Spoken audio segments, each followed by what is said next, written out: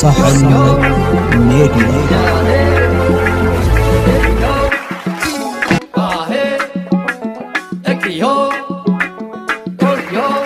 لنا حلو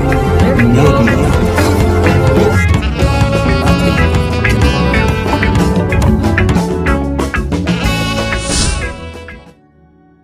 سلام تقاتلتي سحل ميديا نلوم زبلنا مدبات حزنا متينا لنا سناي مكتتال اتوم ابالات بيتسب سحل ميديا زيكونكم سبسكرايب بمهرام ابالات بيتسب سحل ميديا تكونوا بتحتنا نعدم مبارنا بتي نلوم حزنا يزلنا زعبان تاي مسل حبيرنا نكتاتل كبراتون كبران تقاتلتي سحل ميديا ኣብ ትግራይ ዘሎ ፖለቲካዊ ቅልስ እንታይ ይኽወልድ ዘይብል ሰብ ዳርጋ የለን መሪሕነት ወያነ ኣብ ክልተ ተገሚዑ ሓደ ንሓደ ናይ ኣስማት ቅንፀላ እንዳገበረ ይኸይድ ይርአ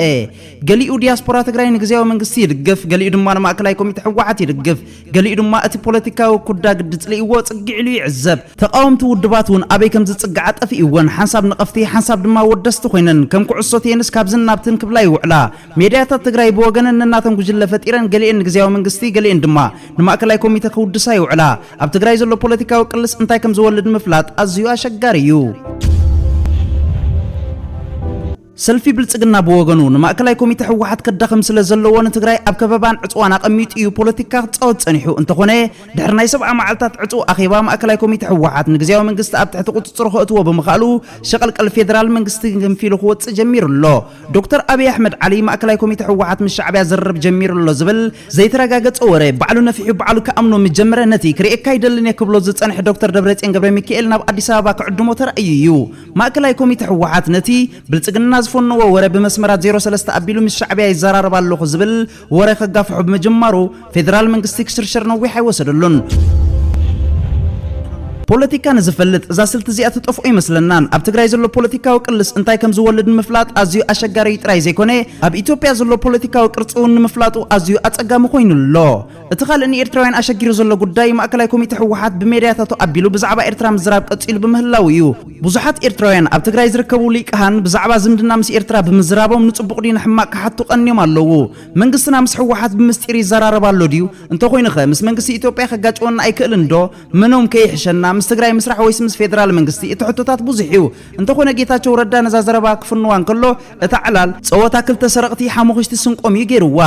ፌደራል መንግስቲ ኤርትራ ምስ ፋኖ ትደናገጽ ያዝብል እምነት ስለ ዘለዎ ነዛ ሕወሓት ምስ ሻዕብያ ትሰርሓላ እትብል 03 ዘበገሳ በዓል እዩ ምናልባት ህዝቢ ኣምሓራ ካብ ኤርትራ ንምርሓቅ ካብ ዝብል ዝንቡ ዓጠማምታ ነዛ ጸወታ እዚኣ ጀሚርዋ ታክቲካል ኤሊጌሽን ዝመስል ጸወታ ይነይሩ ካፋልማዩ ለሕወሓት ምስ ሻዕብያ ክንሰርሕ ጀሚርና ኣለና እትብል ናይ 03 ጸወታ ከተጋማርሓ ዝደለየትሉ ምክንያት ድማ ንፌደራል መንግስቲ ኣማራጽለና ክትብሎ ስለ ዝደለየትያ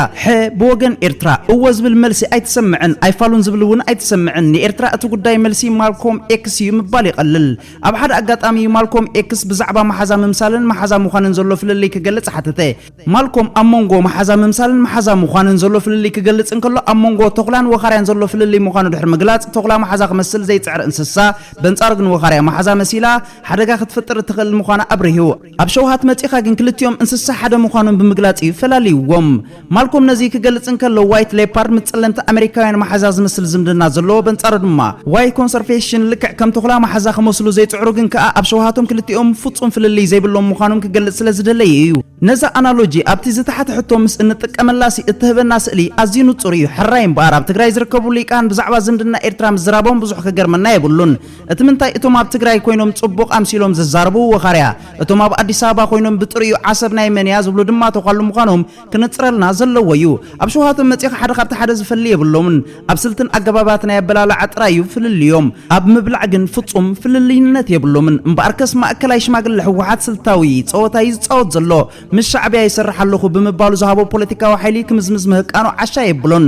መንግስቲ ፌደራል እውን ኣብ ስልታዊ ጸወታ ወያነ ተሸርሺሩ ዝሕዞን ዝጭቡጦን ጠፊእዎ ብዛዕባ እቲ መዓንጣ ከም ዘለዎ ዓሰብ ናይ መንያ ዝብል ዝጀመሮ ኣጀንዳ ቀይሕ ባሕሪ ሙሉእ ብሙሉእ ወንዚፉ ከም ዝብኢ ክሕንክስ ምጅማሩ ጸወታ 03 ጥቕሚ የብላን ክትበሃል እውን ኣይትኽእልን በዚ ኮይኑ በቲ ፖለቲካ ምንዝርና እንተኾይኑ ኣብ ኤርትራ በፂሑ ድንግል ዝኾነሉ ምክንያት ፍጹም ኣይረኣየናን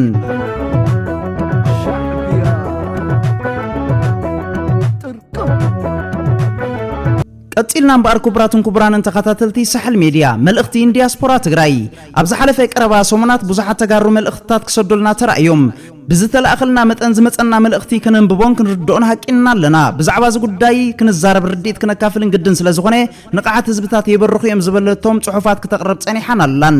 ኣብቲ መልእኽቲ ምስንኣቱ ተጋሩ መሪሕነት ህወሓት መንግስቲ ኤርትራ ንነባር ሰላም ክልቲኡ ህዝብታት ክብሉ ንሰላም ክሰርሑ ኣለዎም ዝብል ጽኑዕ እምንተኹም ዘሎም ክንግንዘብ ክኢልና ኣለና ብወገንና ሕማቕ ሓሳብ ዝብል ርዲት ክህልወና ይክእልን እቲ ምንታይ ሰላም መተካእታ ስለ ዘይብሉ እንተኾነ ኣብ ምጽብጻብ ከኣተና ነዛ ኣርእስቲ ስፍሓት ክህቡ ዝኽእሉ ሓሳባት ምምንጫው ግድን ስለ ዝኾነ ሰለስተ أقدس نطبتات كنا العلينا قدامي نطبي كم كندي حلقي قداي كوين زلو شحوكا إرتراوين أبلع الهزب تقراي لعل كبرن تلوهم أبلع المرحنة واحد زلوهم أمنة مقدالقن نمسقارو عزيز خبر قدايو مرحنة واحد تأمان خخون زي مخالو أب هزب تقراي كبيت بوليتيكا وشقرات فتيرو يركب نزحل في عسران سلستان عمتات مرحة واحد أبلع لإرترا استقتلوا استراتيجيكا وبوليسي نيرترا خردينكا كم محبرسب علم نتسيلكا أبكرم هزب تقراي نهلا واحد قام سيركان دقربكا بعبي إدما وشتاون بوليتيكا ونقلولوات مزقات مكان إرترا قنشل جيركان دقربكا كخير زتسن بوليتيكا أمونغو خلتي أزبتات نبار سلام كفتر أي كإلن زلو هوحات قبل الهزبي إرتران لعسر عمتات استقتلتو بوليسي أبكن دم مخنيتا فتيركا غزخيد بتبعات كفتشن تمرتخ قصمو لن قدن يو نزخي سقر كازمت استراتيجيكا وسلام كولي كإلن أبزي كي تقصنا يكن حلف زين خلق قداين تهالي أميرياتات تقراي زقربو ليكان أبلع الهزب منقسن إرترا أبلع لي لولاونة إرترا زلوهم أم اللغاقتا أبهزبي إرترا ترطارتات كبرخو سقاتات كعرقون مصنحهم كان دخاب تحنكار قداي كوين زليو هزب تقراي نزوم سوات زيوم عقب كبلهم زي مخالو بحقي زت عزازب كوين اللو كال أي نتبي مرحنة حوحات أبسلتاو زمدنا مبرن نوح زتمتن زمدنا كلتي هزبتات زدلات الاستراتيجيكاو زمدنا زي أمن بوليتيكاو حيل بمخانون قرطو تصندوخ فتر أتقيم اللو حوحات ببوليتيكا إيتوبيا زمأزن حيلي بمخانو كان دي بوليتيكاو مرب سرحو أوشت إيتوبيا سلطان مجبات بزبل بمخانو نربح هزب تقراي أقدس تزبالو شركنتاوين زمدنا تاتكفتر أزيو زتسقم حيليو زي نزحالة في عسر عمتات استعزبنا يكمتو مكورو سقات زفترنيو بنصارو بوغن حزب المنقسن إرترا سلتاو زمدناتات أب حزبتات نبارنت اللوم زبل أمنت يلن سالساي نطبي شحوكا رعمت زي بلوم ركبات كفطورو منقسقاسات انتهلو مرحنة حوحات نصر بوليتيكاو مدبن سرحن أب حزبتات مطرطارات كوغدو زغلو بوليستات حزب تግራይ علاو خغبر بدياسبورا تግራይ كگدد ኣለዎ بحد شنخ ابلع إرترا قصلو قصا እንዳገበርካ بخالق شنخ ድማ نبار سلام كمتدل ختزارب تغراچاو ملእኽቲ ካብ ምስራድ زعقتو كهሉ ይክእልን ኣብ መደምደምታ ዲያስፖራ ትግራይ ኣብልዕ مرحنة حوحات كبير صلوا خم زلوا متن نزي ببزح تجارو تلعل زلوا ناي السلام حسب أباي تخسر حلو يجبا ميريات تجرايون أبزبتات نوتي زفترو تختخ أرستات كم زرقح كقطبو جدا يو هزبتات زجاجو أرستات ندامرس كات أرتات كم زعرقون دا جبركا من قصة ترجاجي أمن خي حسبون دا سرح خزمت السلام كتو كله خم زي كل درو تاريخ مهيرنا الله كبراتم كبران انتقاتاتلتي سحل ميديا نزيادة صفح حزب المبريتات داق ما يكن ملسينا كساب بخالق فيديوز ملسكم تقطعوا مسلسلنا تقطعوا مدقري مي نعصبات ورقتنا هاقرا وخبرت زل ألما وزخرن سماعتاتنا وترو عوتنا عفاش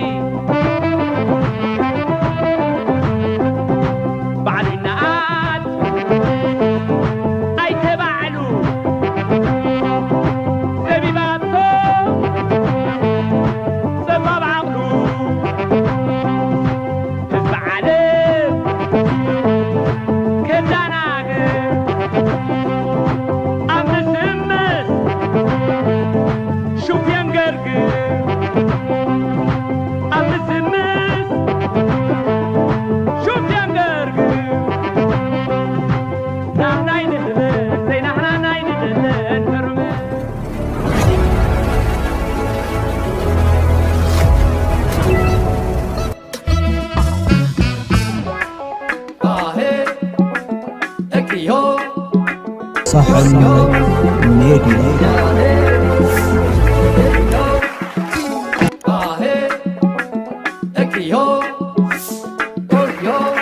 لما صحن ميديا.